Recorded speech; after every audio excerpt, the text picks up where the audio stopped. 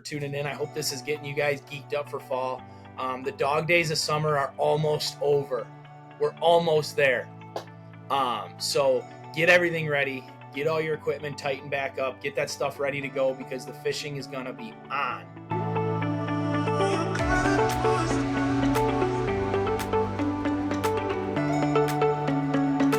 What's up, everybody, and welcome back to the Hook One Pod. Hey, we're here at the bait shop in the studio, aka the back room. And as always, I'm Pete. And I'm Loue. And we got another good one for you. I know I say that at the beginning of every episode, but it seems like every episode when Loue and I sit down, we kind of talk things over. We always come up with a pretty good segment. So we're going to basically talk about the fall setup and how everything's kind of setting up right here around the Great Lakes. We're looking at, what is it, the end of August at this point now? It's August 23rd, 24th we're recording 25th. this. Holy smokes. Yeah. So it's the 25th of August, and it's fall seems like it's coming early, man. We've got a ton of north winds. Our water is an absolute disaster right now. We just had some incredibly crazy storms the last couple days, so our water's trashed. Our water temp in the river went down from 73 down to 67, so it's setting up nice. It's setting up nice, and it's setting up like fast. Like the fish are transitioning fast, it seems like, instead of like the slow progressive kind of take a week to do this, take a week to do that. It seems like a couple of days and they're already set up. Right, and it's different because, you know, after the last 2 years, we talked a lot about how our summer seemed to be getting extended. September kind of sucked.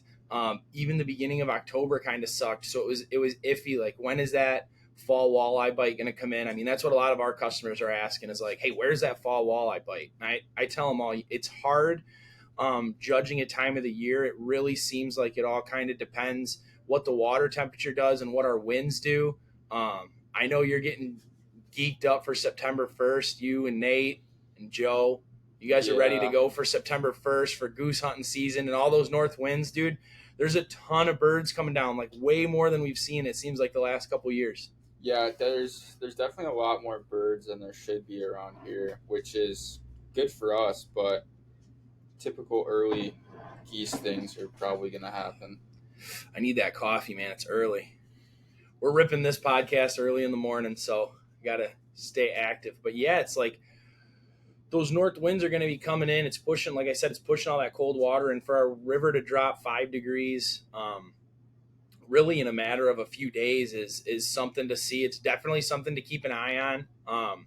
You were on a really good school of fish. You were on a really good school of walleye and on a really good school of bass up on the north end of the river. But I don't know what's going to happen to that after all the storm. I mean, it's brown. I mean, it's brown out there. The walleye will probably still stay like in that general area, but with the temperatures dropping like as fast as they are, those bass they're going back to the lake eventually. Yeah, they'll be gone by the time the river cleans up. Yeah, and it'll be interesting to see once the river cleans up, kind of where our fishery's gonna be. You know what I mean? Like, where are all the bass gone, or did they all just kind of push back? Are all the walleye starting to push up in the river, or are they still kind of hanging out in the lake? So we're going to kind of see. I mean, we've got more north winds again today, but I do think it's going to be a while before our water cleans up. Like, I mean, you look just behind the shop at the Bell River, which is one of the three main tributaries that flows into the St. Clair River, and I mean, it's pumping. Yeah, it's pumping. We've got a lot of rain. You had a river going down your dirt road. Yeah. All those ditches have to drain somewhere. It's nuts how much water we got and how much north wind we've got. And we got more north wind tomorrow, and then a little bit Sunday, and then Wednesday, Thursday next week is north wind. Yeah. It'll be interesting to see because, like, Joe's over there right now on the west side of the state, but a way that we kind of keep up with how the north winds are affecting the fisheries is by watching the west side of the state this time of year. A lot of times in the summer, you get a lot of the king salmon out deep. I mean, dude, they're fishing the kings in 80 foot of water already, and I mean, they've been doing that for 2 weeks. They're catching them jigging already. Yeah, they're catching them jigging. There's a few guys getting them in the lake, so it's like watching all this stuff happen, and we're watching it kind of transition right in front of our face. Now, it's going to be tough to get out on Lake St. Clair and really get on, like, if you go out there and try to get on a good muskie, um, bite. Whoa, check that out. I know. We've got the Bassmaster Elite Series from the St. Lawrence River playing down here because yesterday they weighed over, well, how many? 29.5. 29.5 broke the record, but how many bags? You texted me. It was like 8 bags over 23 pounds or something like that. 10 over 23. Well, you needed 8th, 9th, and 10th place, I believe, were tied at 24-14. So you needed 25 pounds of smallmouth to get into the top 10. Yeah, so we're watching this, and one of the guys kind of just came out of nowhere. Going, Matty Wong just came up into first like crazy. How about the St. Lawrence, man? That's really we literally just did a podcast with Joe calling Lake St. Clair the best smallmouth fishery in the world, or in the country at least. And all of a sudden St. Lawrence is like, hold my beer and watch this 29-pound bag, multiple bags over 23. I think a 24 was the biggest one weighed even in St. Clair.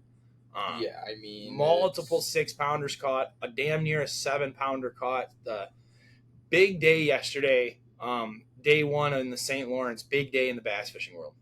Yeah, I mean, to break a record in the first day of the tournament within like, I don't know. Their pre-fish, their practice sucked. Yeah. So to go out and do that, their practice sucked. Yeah, but Lake Ontario is one of those fisheries that's so untapped, and there's just so many smallmouth in that river and lake. It's unbelievable. A lot of bait. They got a lot of bait.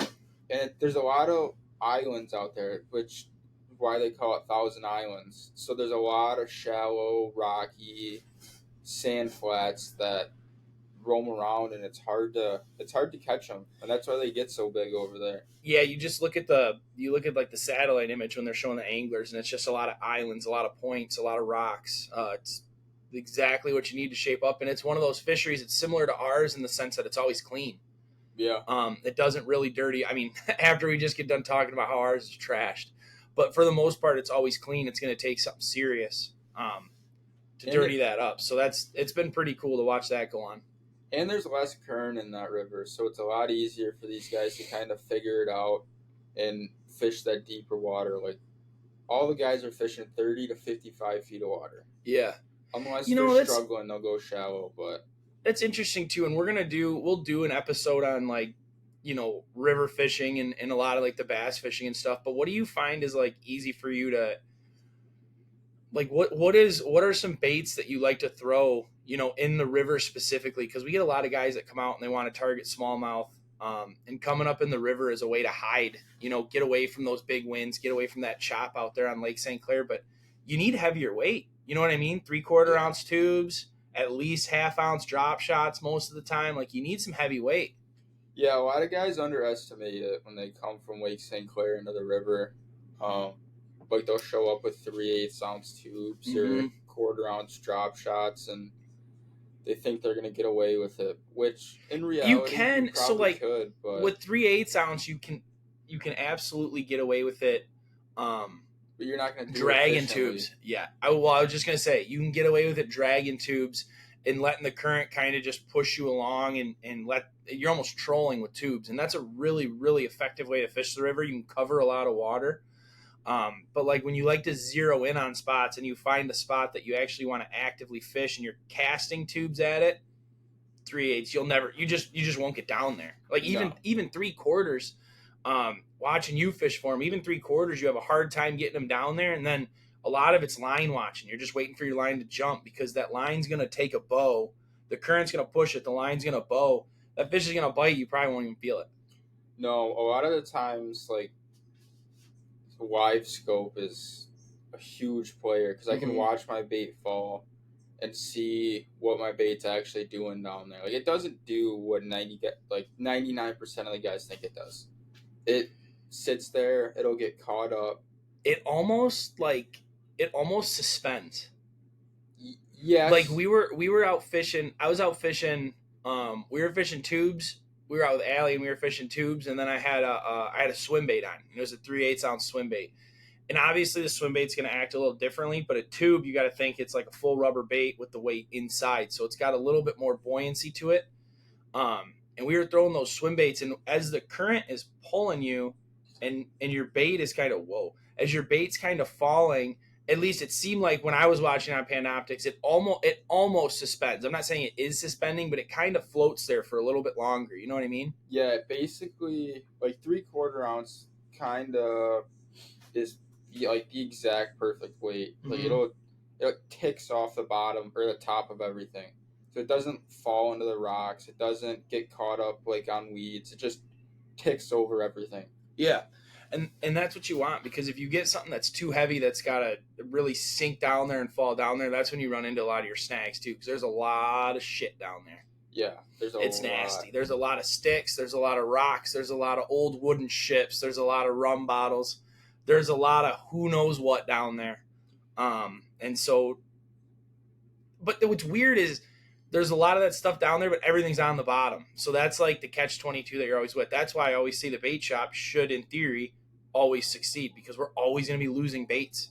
Yeah, We're any fisherman that comes to this area, most of the time, you're going to be fishing the bottom 4 to 5 feet of the water column, which is usually loaded with snags. A lot of times in river systems like this.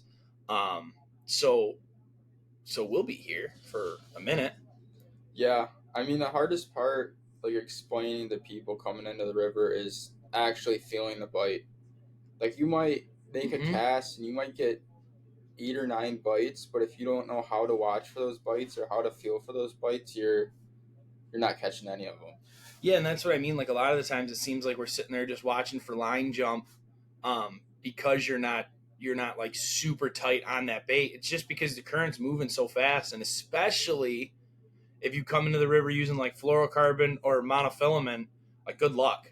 You know what I mean? The braid does a little bit better job of getting the bait down there and cutting the current, but Yeah, I'd never recommend fluoro or mono if you're fishing the bottom up here. I was just about to say, not unless you're fishing the top. Yep.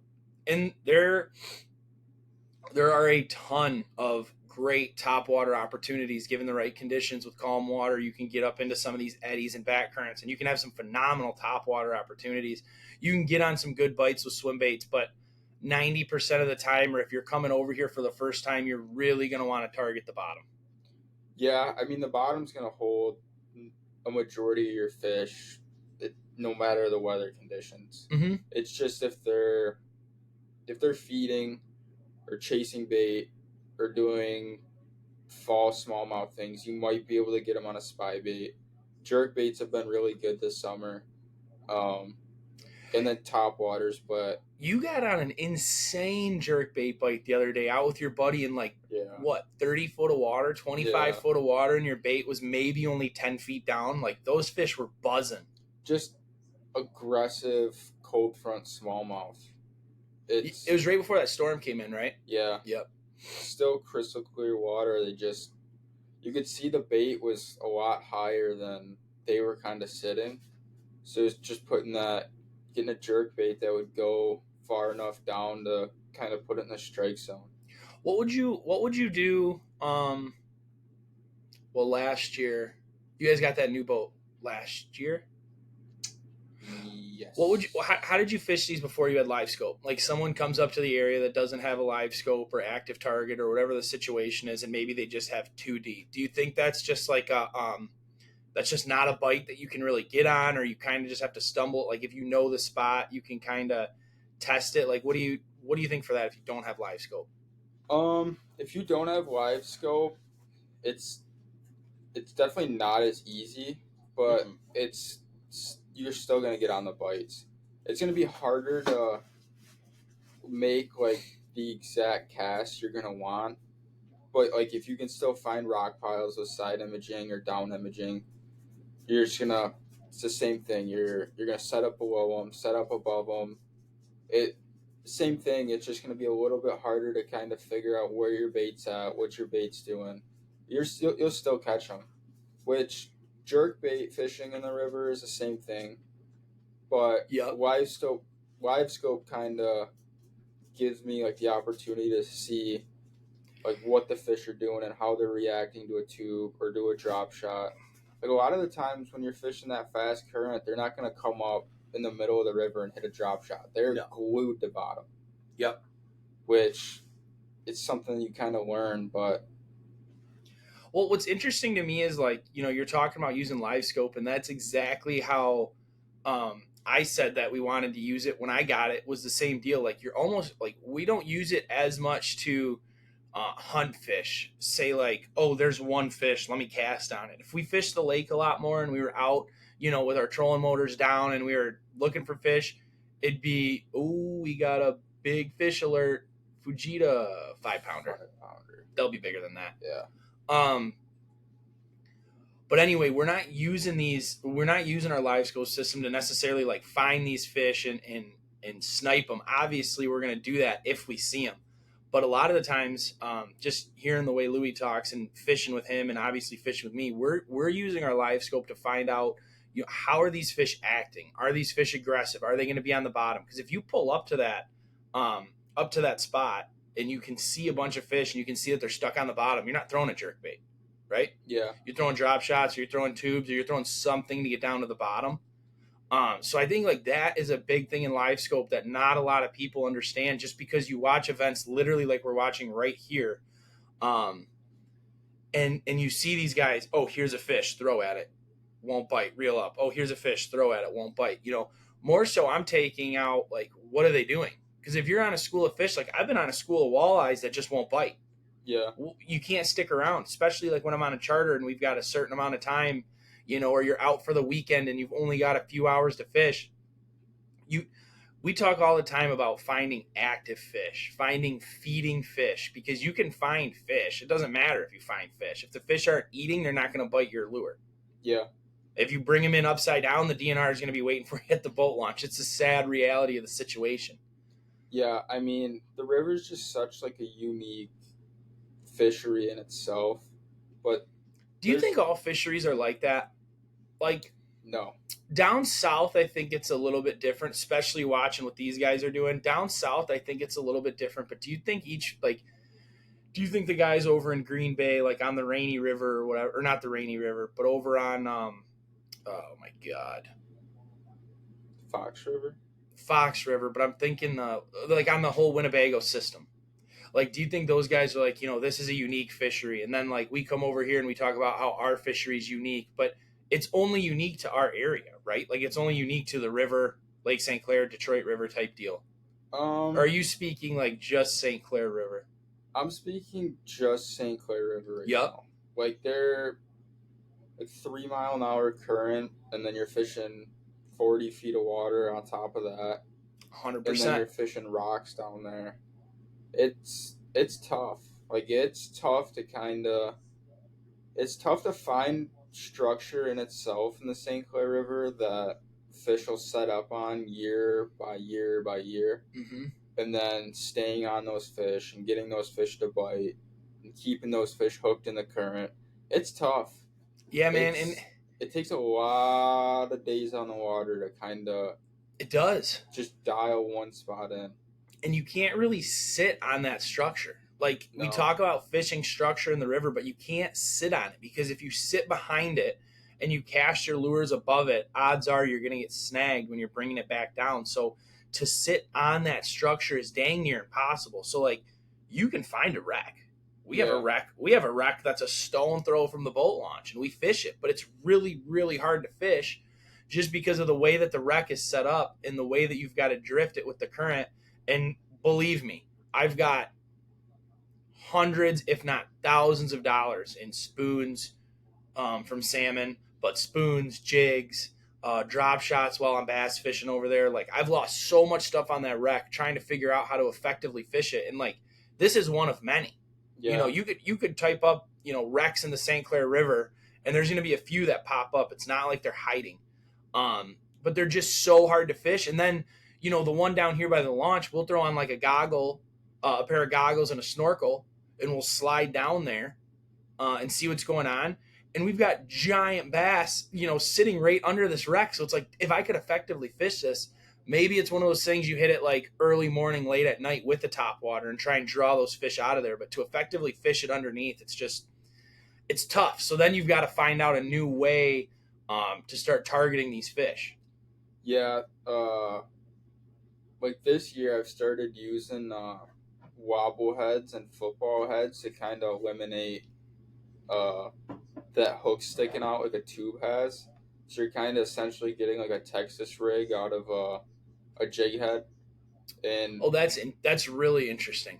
and it's helped a lot like fishing the snaggy spots because you can kind of get in there without your hook catching or grabbing or. And I've been using the God, what are they? The darters from Poor Boy. Oh yeah, yep. The drop shot baits, Yeah, the three the inch or four, fours when I'm throwing them on a jig, a big old bait. and they love it. Yeah, It just kind of sits down there, the quivers. darters are a cool bait, man, from Poor Boy. So Joe works with Poor Boy, and we brought him in not necessarily because Joe works with them, but Joe's kind of a picky guy, right? Like Joe's not just going to use any sort of tackle. So the fact that he like really liked these darters, they look pretty funny. Use actually conveniently when we're in the back room, we have access to all this stuff, right? So it just comes in a little bag like this. This is not sponsored nor advertised, but when baits work, we'll let you know. So these are the darters. This is the 4 inch, um, but it's got the ribs on the side. It's got the little thumper tail. Um, got a lot of action to it, obviously. So it's a pretty cool little bait. So you've been pairing that up with you said the shaky heads and the football heads, Wobble heads. wobble heads. So essentially, it's a football head. What's the difference? It's essentially a football head, but the hook isn't fixed to it. So the hook kind of The hook can move. Yeah, Yeah, and that's helping you avoid because we were it talking about that with to the it in yeah, the current, yeah. and we were talking about that with the tubes with that fixed hook. And a lot of the times it just drives right into whatever snag is there, and it's gone. And we were messing around with tubes the way we were rigging them up. You showed me a really funny way to kind of rig them up, but the way we were rigging them up, the way you were tying them on, just trying to get them to stop. But that's been a little more effective for you. Yeah, by far. Tubes, I mean, they're not made to be snagless in any fashion, but all you do is you kind of set it up. I put the shiny side down, and it kind of just sits. Put the mic up there. Yeah, there you go. Still getting used to all the great technology here. Here we go. It kind of just sits like that on the bottom. And then since the hook's not fixed, as it comes in, it's just wobbling back and forth. And you can tell on this It bait. needs to just kind of quiver. Flop that thing around a little bit for him. Show him that it's got some action to it. That's going to be a zoomed in photo right there when this gets edited. So anyway, it's been one of my, actually this exact color.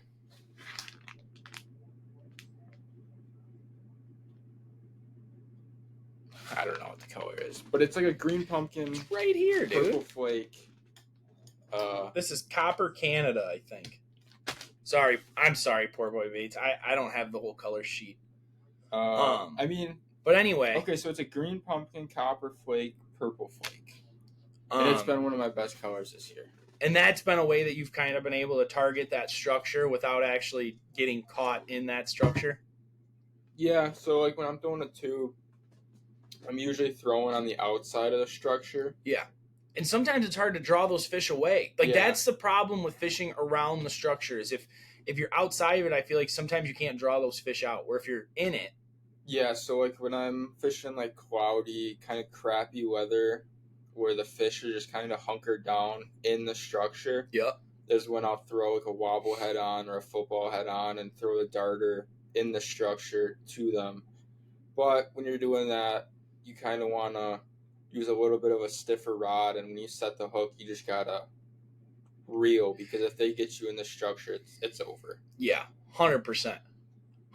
So we've got this whole bass fishery that's been setting up that's very unique to fish, and now that it's finally, we were talking about it what was the one? I think it was with Joe when I was laughing at you. I'm like, dude, you've been waiting for the beginning of August for how Yeah. long to fish these smallmouth?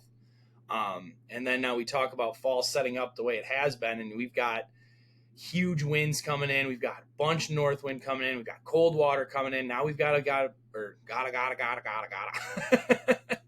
We've got a bunch of dirty water coming in. Um, I don't know. Is your bass fishing done?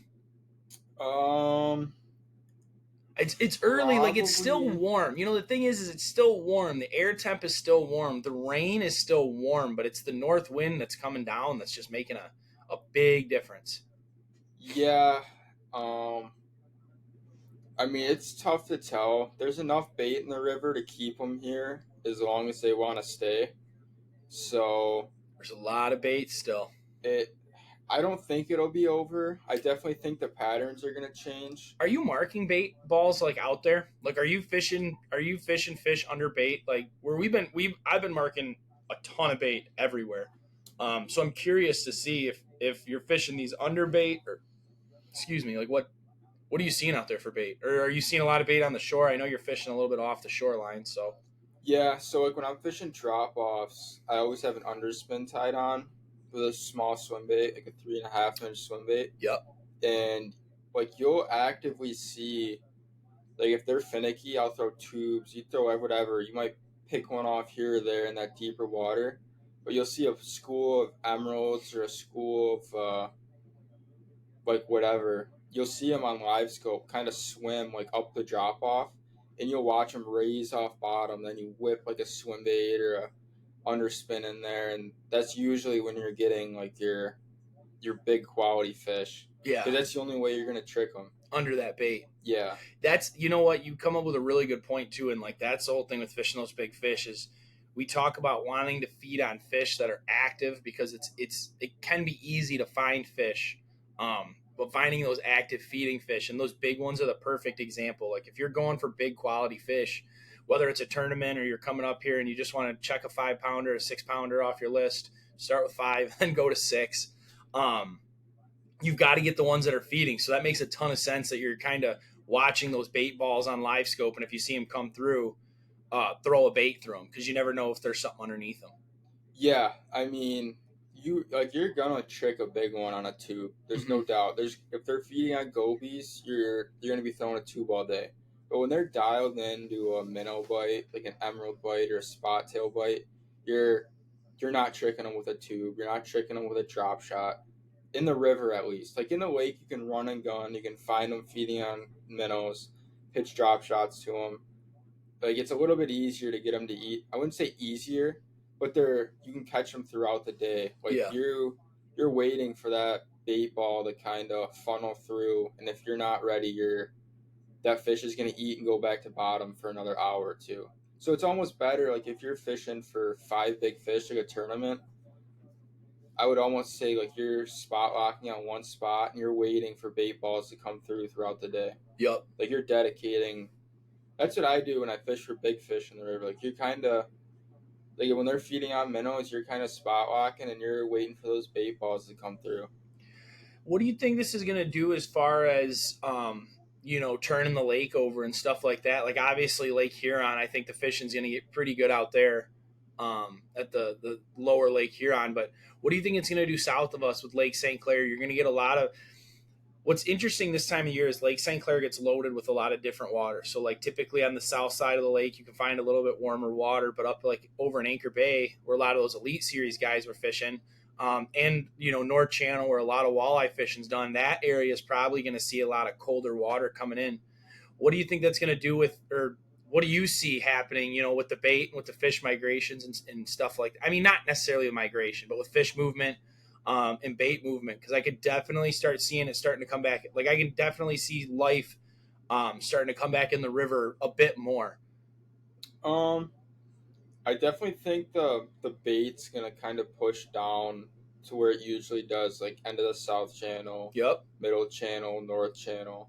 I think the mouths are gonna start to get really, really good again, and then like normal fall run, like you're gonna get your Port Huron's gonna start firing up, the channels, then Algonac, then Marysville, and it's gonna make the run through the river, kind of, and then your big fish are gonna move into Lake St. Clair. Yep. Trolling's gonna start happening in the lake again. You know what we've been seeing that's interesting, and it's, you see this happen, and you're like, huh, I wonder why this is happening. And then you think about it, and it's 100% because of weather, and then a lot of it has to do with boat traffic and stuff. But dude, how many patties of floating weeds have we seen coming down already? Like weeds dying off, and coming down in big numbers. And usually we don't see that until like the beginning, which we're almost there now. But we've been seeing this for a couple weeks. But like we usually don't see that till the beginning and middle of September. I'll notice that like when we're out sturgeon fishing and our lines are getting loaded with weeds, like, dude, there's been a lot of weeds coming down, so you can tell that spots in the river and spots in the lake are already starting to lose some of their grass coverage. Yeah, which all in all kind of helps the fishermen out. I think so. I think it really starts it starts putting these fish in certain positions that they kind of have to be in. Right Yeah, now, it's their playground. That's what we talk about all the time with Lake St. Clair. Is like by the time you get to the end of July, beginning of August, the fishing just gets so tough. It's not that the fish are gone. It's not even necessarily that the fish aren't biting, but like the whole lake becomes their playground. Like we talked about a couple episodes with Joe. Like there's not much dead space in the lake. So just trying to break it down, for consistency can be tough. yeah. I mean, Lake St. Clair gets tough when they can live in anywhere from 8 feet of water to 22, and that's literally You what come out Joe to the said. shipping channel and it's 35. They can literally sit anywhere they want to in the summertime, which makes it so tough. But when like the river is a lot easier to kind of gauge once August rolls around. You can kind of dial them in, sit on the same school. Can't wait. I cannot wait. I cannot wait. I'm itching. Do you think, I don't mean to interrupt you, but I got a way more important question to ask. Do you think that we're going to see a good number of salmon and trout come back into the river following, if as long as the bait comes back in? Um, Because it's weird, man. We have such good springs, and I don't know if it's because not as many guys are fishing the fall, or if it's just the fish don't come back. Like that's the one thing about our area that's so funny. Like we have such good fishing. We emphasize how much good fishing we have, and come September 1, you get a lot of guys out hunting, and come October 1, everybody's out bow hunting. So nobody's fishing the river. yeah, It's I hard to th- say. I think we're gonna get a salmon push again. It's hard to say if it's gonna be as good. I mean, there's no reason it shouldn't be. We have the amount of bait that we have, like they need to move into the river, Mm-hmm. but I think it's gonna be like a January thing or a February thing. I'd agree. I don't think they're gonna. I mean, if we do, we might get some steelhead or some Atlantics that pushed up into the river for the fall.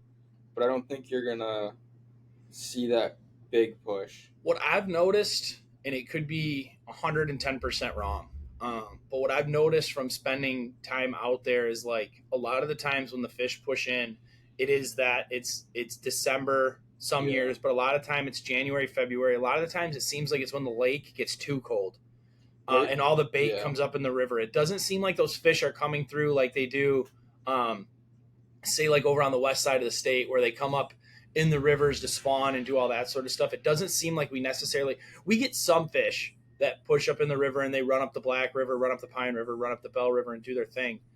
But it seems like for the most part, they're just waiting for the lake to get unbearable, and then they shoot up here and they start feeding on bait. And if that is the situation, then I think you're spot on. I don't know when we're going to see those fish come back in. Yeah. It seems like jigging walleye is when I would say you kind of dial in like the coho patterns, like when they move in, because you see them on live scope, Right? and you can't mistake them for anything else. No. But I like what I've started noticing is like as ice is about to start forming is when we start getting our first push. So like Mm-hmm. when the water's 33, 34, like just above freezing is when we kind of get that first push. And Right. then as our ice melts or gets pushed through the system and it's out of Lake Huron is when our big push comes in. Yeah. So I think you're going to have salmon through the river through the winter, like maybe move in late November, December before ice, and then your big push is going to Yeah, come we're same just time not going to every see those year. big numbers. You'll catch a No. few here and there. I mean, one time we were out fishing with Matt. We were like right here before we even had the shop. We were right at the mouth of the river here, and we were casting Bondi baits, muskie fishing, and we had those 7 ounce Bondi originals with those big spinners on the back. And Matt probably caught like a 32-inch steelhead on one, Yeah. and we were like, "Oh my god!" Like, which is stupid because since we've had this place, we've floated. You know, we've obviously casted lures. We floated live bait, minnows, crawlers. We floated tubes. We floated everything, and we never get bit on it. So it was just funny that they'll bite a 7 ounce Bondi, but I think you'll see some stragglers. I think there's some fish that just never left the system. To be honest with you, like we haven't seen a silverfish get caught in a while, but I've got to believe that they're down there. They're down deep. Um, there's a lot of bait down deep. Like I've been noticing that a lot of the spots we've stopped on our guide trips in the river, we've noticed a lot of bait down deep. So I wouldn't be surprised if those stragglers are still there and coming in the system. But I just don't think we're going to get. I'm hoping I'm wrong, but I don't think we'll get that big push of fish again until the winter and then rolling into spring. Yeah. I mean, It's I'll just hard to tell. I'll definitely be fishing for them in November. Oh, okay, okay, okay. Uh, Through duck season, yeah, you think? 100%. Like if I get a nice warm day, A day where that's not ducky. a day that's absolutely do not want to be in the marsh, Mm-hmm. I'll try and get out there. We I know they're gonna be in here December. They are every year, but I don't know how big the numbers are and how aggressive they are that time of year though. We'll see. I mean, I'll most likely be. I don't know if I'll be targeting salmon, but we'll be out there putzing around in Marine City, bashing my head in, trying to find some walleye. So I'm sure we'll see kind of what's going on. But that's definitely something I'm really excited for. Is that fall walleye bite? Last year, the fall walleye bite was just as good as the spring, and I think it would be. I think it would have been just as good, if not better, if the number of boats would have been out. But like I said, there's just so much. You know what's funny, man? When the fish are running, it seems like they run really good like 2 times a year, and everything is going on that time of the year. But that's because that's when all the wildlife is going, right? Like Yeah, in the spring the walleye get going, and we can't hunt in the spring. But when the walleye are going, there's an insane perch bite going on. There's a really good bluegill bite going on that's not far from us. um, we obviously have the salmon stuff going on, and then you can go like up into the thumb, and get into like that salmon fishery. And then the fall rolls around, and it's bow hunting, it's duck hunting, it's grouse hunting. Um, I mean, there's guys that obviously, like all you guys that have kids, there's football season and there's sports and there's school starting back up. And then the fall walleye bite is just insane. Like the whipping bite last year was, I would be willing to say the whipping bite was better than spring. I know that we have some listeners out there and some viewers now on YouTube that are like, what the hell is whipping? Once it picks up this fall, guys, I promise we're going to do a whole segment on whipping. We'll show you how to set up the leads. We'll show you how to set up the baits. We'll show you how to drop the weights back. We'll show you what we're looking for. Um, as far as setting up for whipping, we're going to do all that stuff, but it's just not worth it right now. The bite's tough. Um, but like, dude, there's just way too much going. When it gets good, everything gets good, so it's tough.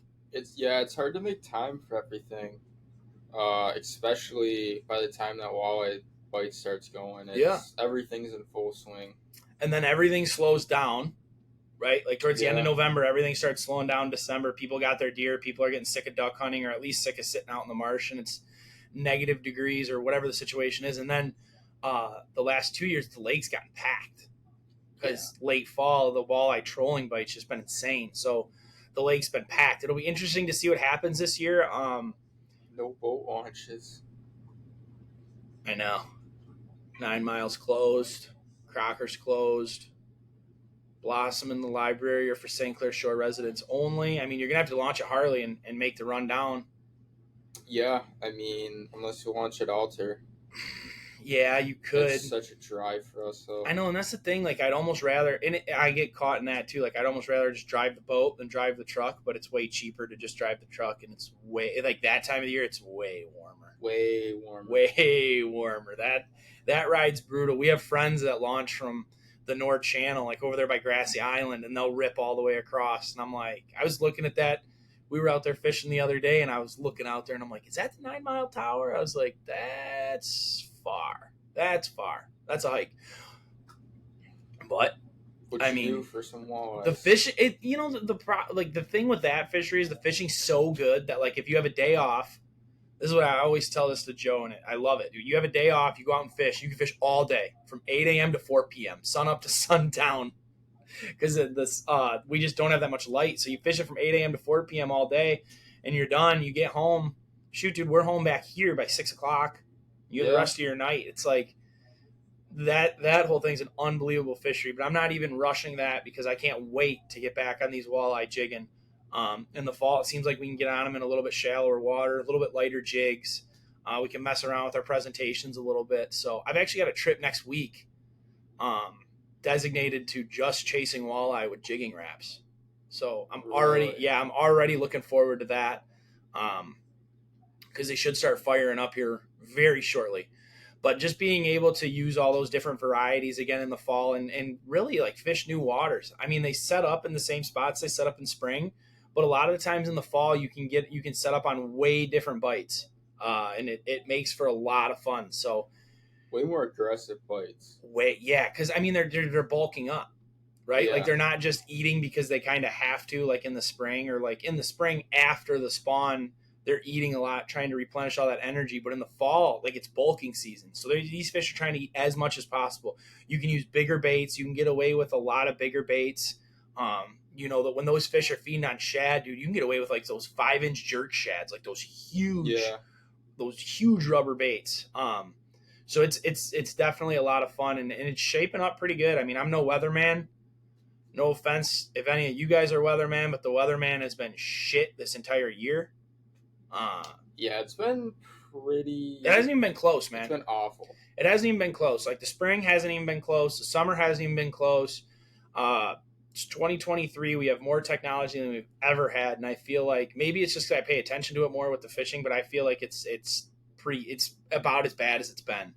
Yeah, it's been tough to even watch the weather 2 or 3 days in advance. You can't like we wanna head out and do some lake trout jigging again before fall gets here and we get those horrible winds and you can't even we talked about it. We're looking ahead to the middle of next week. Oh, it looks good. That could change tomorrow. That could change. Oh, it What's already up, Finn? changed. Where'd Finn go? What's up, Finn? It's already changing and it's like so you can't even keep up on it. But just the way it's looking and the way it's shaping out with all the north winds, I've got to believe that fall is going to be coming sooner than later at this point, which is going to be different from the last 2 years. And that just gets me really excited. Gets me ready to go, brother. We've already had those cold nights that we need, which has helped a lot. Tonight's going to be down in the 50s again. Yeah, but we've gotten like 40s. Got a football game. Whoa. Whoa. Got a football game tonight. Uh-oh. Oh. Am I back? Yeah. I'm back. We got a football game tonight. Let's go Mariners. We're going to watch Parker. Parker's got his senior year. For those of you that don't know, Parker works here at the shop with us. So, but it's going to be cool fall. It's going to be a cool fall night tonight, down into the 60s, and then it drops down into the 50s. And we had a couple nights drop into the 40s. Last week was it, or the week before? Last week we hit 45. And that's what plummeted, those temps. Yeah. Because we were out the beginning of that week, we were out, it was 73 degrees, and then we went out on Saturday. I went out with Allie, and it was 67, and those fish were chewing. Like we were catching a bunch of smallmouth bass, vertical jig and walleye baits, which typically isn't the best way to get them. But anyway, man, is there anything else that you're kind of excited to touch on, or you're really excited to hit this fall besides hunting? I swear to God, if you say hunting, dude. I mean, it's honestly up there, but it's still early season hunting. Nothing's. I shouldn't say. I know. Nothing's good, so I'm definitely. Might be a good spring, man. We might shoot some. Well, I say we, but if I don't, I told you, if I don't make it out opening day, I'm not buying my license. I have that chance. But the goose season should be pretty good, and we saw a lot. We already saw. We were out fishing the other day, just hitting some new spots and trying different things for a charter coming up, and the fishing sucked. And the thing ended up being like a duck scouting operation. Like we found so many birds. So that was pretty cool because I haven't bird hunted in 2 years. So like I would love to get back in the marsh, but it's just tough, man. It's tough when the fishing's good. It's really tough. Yeah, I mean, I honestly, the number one thing I'm excited for is probably fall lake trout. I need to get back up there like soon. Yeah, I really need to do the jigging again, but like I am dead set this year on like getting the boat out there, whether it's out of I mean, you name it. We'll like whether it's out of Lexington, Port Sanilac, Port Austin, Caseville, like wherever we can get out where those fish come in shallow. I would love to Yeah. get out with live scope and like, chuck ripping wraps at their heads. Like I think that'd be a ton of fun. I mean, that's a completely different bite in itself. That's the bite. I just don't know. Like with the reef thing and with the weather, we just got to be careful. It'd be easier if we had like a Hughes craft or something to Yeah. plow our way out there. But even in a glass boat, you've got to be careful when you're 28 miles out. It's really nothing to mess around about. And like this fall, we've seen the weather change so fast and get so bad so fast that it's like, hey, That's kind of where I want to like go now before that this starts to happen. Because you can kind of gauge a day right now yeah. to where you know it's going to be good all day. Well, But once fall rolls around, it might go from 0 to 40 in an hour. yeah, and the other thing is though, right, is like we've got to get out there and get on those fish because They're not going to be there on I was all going to year. say, we were talking about it yesterday. We assume that those fish are going to come in shallow. At some point, they leave and come in shallow from all of their deep structure spots out there. Yeah. And they come in shallow. Because, the guys in Caseville pound them right off the pier. Same in But I don't want to, Lexington. yeah, and I don't want to there's so many people and that's become so popular. I want no part in that. Yeah. I would love to be able to launch my boat and go out there and actively like hunt and find these fish. So I think we might be on the same page. I think that's what we're going to be doing is some lake trout fishing. Yeah, I want to do more smallmouth fishing this fall. Yeah. I told Joe that, we probably haven't done it in 2 years because the walleye bite's just been so good.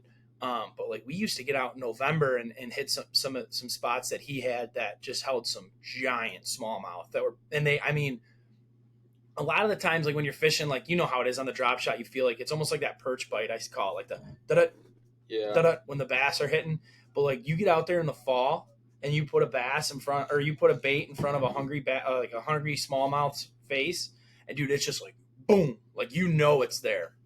So that would be another thing I'd really like to get out and get after. Yeah. I mean, honestly, everything. I know I'm we're excited blessed, for, bro. We're so lucky. I say it all the time, but we are so lucky. I'm honestly excited for the perch bite, the fall perch bite. I'd love to get on some perch. I'd like to eat some. I'd like to have a big fish fry. I mean, around here, but more so Canada. They're already over there in Canada, according to Joe. Oh yeah. Joe's been running bass trips over there, talking about the size of the fish he's catching on drop shots and Ned rigs, and it's just like, well, that doesn't make any sense. No, and it's gonna be a perfect year for it. Yep. So, all right, man. Well, we're running out of time. Guys, thank you so much for tuning in. I hope this is getting you guys geeked up for fall. The dog days of summer are almost over. We're almost there. So get everything ready. Get all your equipment tightened back up. Get that stuff ready to go because the fishing is going to be on. Loue, what do you got for the people? Like, share, and subscribe. Guys, please like, share, and subscribe. You guys have been awesome. Seriously, I tell Loue all the time, I think we've got an awesome following, but we want to grow those numbers.